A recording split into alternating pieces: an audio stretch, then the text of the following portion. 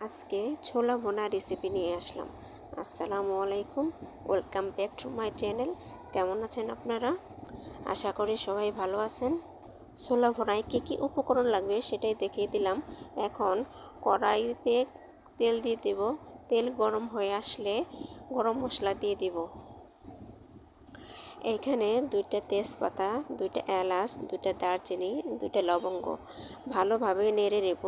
এই গরম মশলা থেকে সুঘ্রাণটা যেন বের হয়। এবার পেঁয়াজ দিয়ে দিব। পেঁয়াজ দিয়ে ভালো করে নেড়ে চেড়ে ব্রাউন কালার আসা পর্যন্ত অপেক্ষা করব।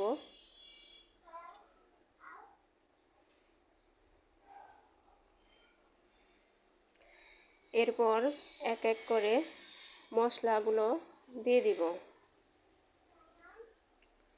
এইখানে 1 চামচ আদা রসুন বাটা,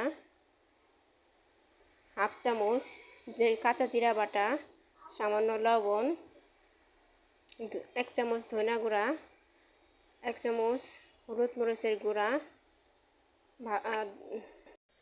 এখন মশলাগুলো নেড়ে চেড়ে ভালো করে কষিয়ে নেব। একদম যারা নতুন তারা বুঝবেন কি করে কষানো হয়ে গেছে। যখন তেল উপরে ভেসে উঠবে তখন মনে করবেন যে কষানো হয়ে গেছে। এই দেখেন আমার কষানো শেষ, সব তেলগুলো ভেসে উঠেছে। এবার আলুগুলো দিয়ে দিব। নেড়ে চেড়ে ঢাকনা দিয়ে সেদ্ধ করে নেব।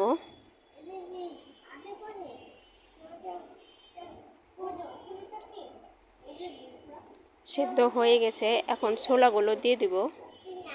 ছোলাও দিয়ে নেড়ে চেড়ে একটু কষিয়ে নিব।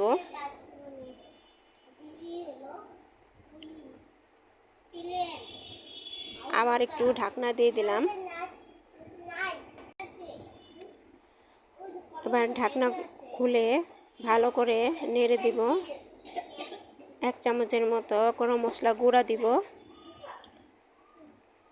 গরম মশলা গুঁড়া দিয়ে ভালো করে নেড়ে দিব।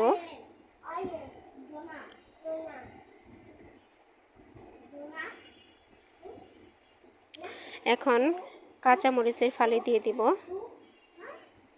আমরা একটু ঝাল কম খাই, এজন্য শেষের দিকে দিয়ে দিলাম।